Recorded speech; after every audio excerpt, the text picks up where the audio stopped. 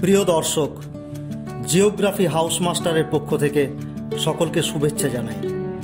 ভূগোলের বিভিন্ন বিষয়ের উপর ভিডিও পেতে আমার চ্যানেলটি সাবস্ক্রাইব করে আমার সাথে থাকুন এবং ভিডিওগুলি ভালো লাগলে লাইক, শেয়ার ও কমেন্ট করে আমার এগিয়ে যাওয়ার পথে সাহায্য করুন।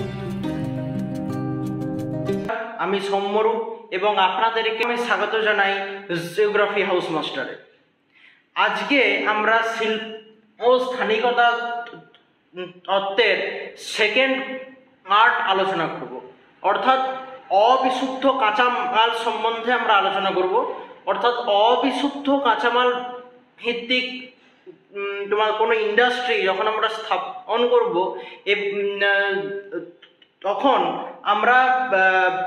তখন আমরা কোন জায়গায় স্থাপন করব সেটা কিন্তু একটা গুরুত্বপূর্ণ বিষয়। তাহলে সেইটা কিন্তু আমরা আজকে আলোচনা করব। তাহলে দেখো, অবিশুদ্ধ কাঁচামাল মানে হচ্ছে কাঁচামালের ওজন বেশি হবে তোমার অন্য দ্রব্যের তুলনায়। অর্থাৎ আমরা যদি ধরে নাও 2 কেজি কাঁচামাল ইউজ করি কোনো একটা ইন্ডাস্ট্রি কোনো একটা শিল্পে, আমরা যদি 2 কেজি কাঁচামাল ইউজ করি তাহলে আমরা 1 কেজি দ্রব্য পেলাম। তাহলে এইটা হচ্ছে অবিশুদ্ধ কাঁচামাল। অর্থাৎ সবসময় কাঁচামালের ওজন বেশি হবে তার থেকে উৎপন্ন দ্রব্যের তুলনায়। তাই এর অন্য সূচক 1-এর বেশি হয়, 1-এর অধিক হয় এর অন্য সূচক। তোমার ক্লিয়ার হয়েছে? তাহলে দেখো, আমরা ওই একই রকম ভাবে কিন্তু ত্রিভুজ এঁকে নেব।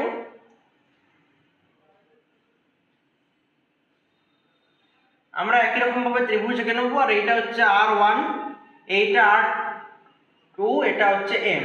তাহলে আমি আগের দিনে যেহেতু এগুলো সম্বন্ধে বলেছি সেহেতু আজকে কিন্তু আর লিখছি না। R1 মানে হচ্ছে প্রথম কাঁচামাল উৎপাদক অঞ্চল, R2 মানে হচ্ছে দ্বিতীয় কাঁচামাল উৎপাদক অঞ্চল এবং M মানে হচ্ছে বাজার বা মার্কেট। ক্লিয়ার?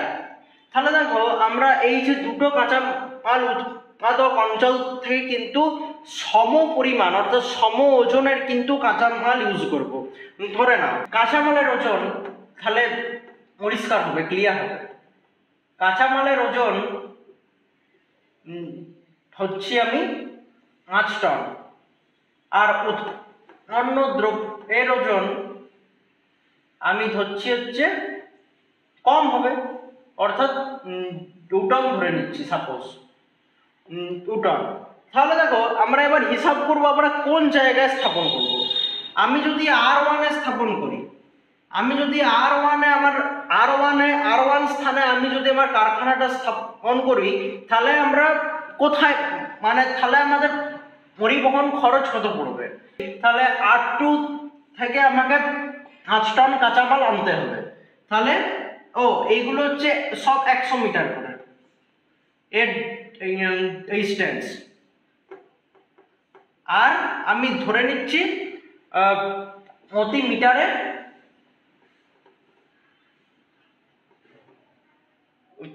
পরিবহন খরচ 1 টাকা। ক্লিয়ার? তাহলে দেখো, R1-এ আমি যদি আমার কারখানাটা আমি গড়ে তুলি, তাহলে R2 থেকে আমাকে 5 টন কাঁচামাল আনতে হচ্ছে। তাহলে এখানে 100 মিটার ডিস্টেন্স, তাহলে প্রতি মিটারে পরিবহন খরচ 1 টাকা। তাহলে আর এদিকে আমার 5 টন কাঁচামাল আমি ইউজ করছি, তাহলে 5 × 100। এখানে 100 কেন লিখলাম? প্রতি মিটারে 1 টাকা, তাহলে 100 মিটারে 100 টাকা। তাহলে এত টাকা যুক্ত R1-এ আমার কারখানাটা আছেই, তাহলে R1-এর পরিবহন খরচটা আমার বেঁচে যাবে। তাহলে এইখানে আমার কিন্তু ম্যানুফ্যাকচারিং হবে, আর এইখানে ম্যানুফ্যাকচারিং হয়ে আমার উৎপাদিত দ্রব্যটা 2 টন ওজন। তাহলে 2 টন ওজনের যে দ্রব্যটা সেটা আমাকে বাজারে পাঠাতে হবে। তাহলে এইখানে পরিবহন খরচ কত, ওজন কত 2 টন, আর দূরত্ব কত 100 মিটার। তাহলে 100 টাকা। তাহলে এখানে উত্তর কত বেরোলো? 500 যুক্ত 200 টাকা ইজ ইকুয়াল টু 700 টাকা। তাহলে আমি যদি R1 এর শিল্পটা স্থাপন করি তাহলে আমার পরিবহন খরচ হচ্ছে তোমার 700 টাকা। এইবারে আমি যদি R2-তে শিল্পটা স্থাপন করি, অর্থাৎ এই স্থানে আমি যদি আমার কারখানাটা গড়ে তুলি, তাহলে আমার পরিবহন খরচ কত পড়বে? তাহলে R2-তে যদি আমি কারখানাটা তোমার গড়ে তুলি তাহলে R1 থেকে কিন্তু 5 টন কাঁচামাল এখানে আনতে হবে, আর দূরত্ব হচ্ছে 100 মিটার। তাহলে 5 × 100 টাকা, 5 × 100 টাকা যুক্ত এইখানে দেখো, তাহলে এইখানে ম্যানুফ্যাকচারিং হলো জিনিসটা দিয়ে এখানে দ্রব্যের ওজন দাঁড়ালো 2 টন। তাহলে 2 টনের ওই যে তোমার দ্রব্যটা সেটা আমাকে আবার বাজারে চালান করতে হবে। তাহলে পরিবহন খরচ, ওজন 2 টন, দূরত্ব 100 মিটার। তাহলে এখানেও সে সেম 2 × 100 টাকা। তাহলে এখানে উত্তর কত বেরোলো? 500 যুক্ত 200 টাকা সমান হচ্ছে এখানেও সেম 700 টাকা। তাহলে আমরা এর থেকে প্রমাণিত আমার R1 স্থানে যদি আমি স্থাপন করি এবং R2 স্থানে আমি যদি স্থাপন করি, দুটো ক্ষেত্রেই কিন্তু আমার পরিবহন খরচ এক করবে, যেহেতু আমার কাঁচামালের ওজন দুটোরই সমান, অর্থাৎ এখানেও 5 টন এখানেও 5 টন। এইবারে আমি যদি বাজারে আমার কারখানাটা গড়ে তুলি বাজারে, তাহলে আমার পরিবহন খরচ কত পড়বে আমি সেটা হিসাব করি। তাহলে বাজারে আমি যখন কারখানাটা আমি গড়ে তুলছি তাহলে R1 এবং R2 দুটো থেকেই কিন্তু আমাকে কাঁচামালটা এখানে চালান করতে হবে, কারণ এইখানে আমার কিন্তু জিনিসটা ম্যানুফ্যাকচারিং হবে।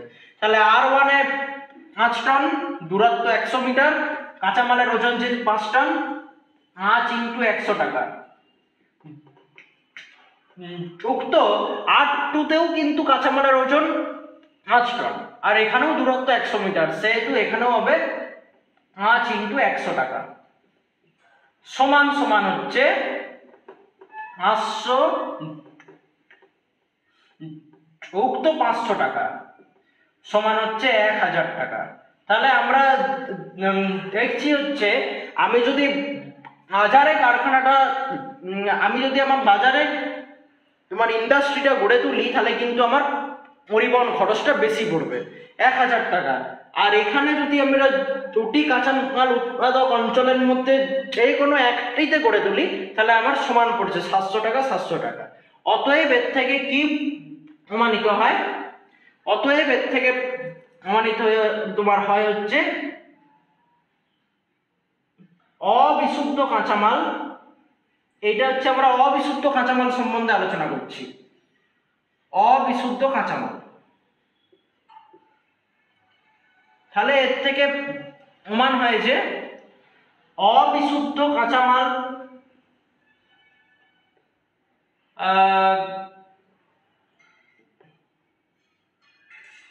সম ওজন, অর্থাৎ দুটি তোমার কাঁচামাল উৎপাদক অঞ্চল কিন্তু আমি সম ওজনের কাঁচামাল ইউজ করছি। তাহলে এইরূপ ক্ষেত্রে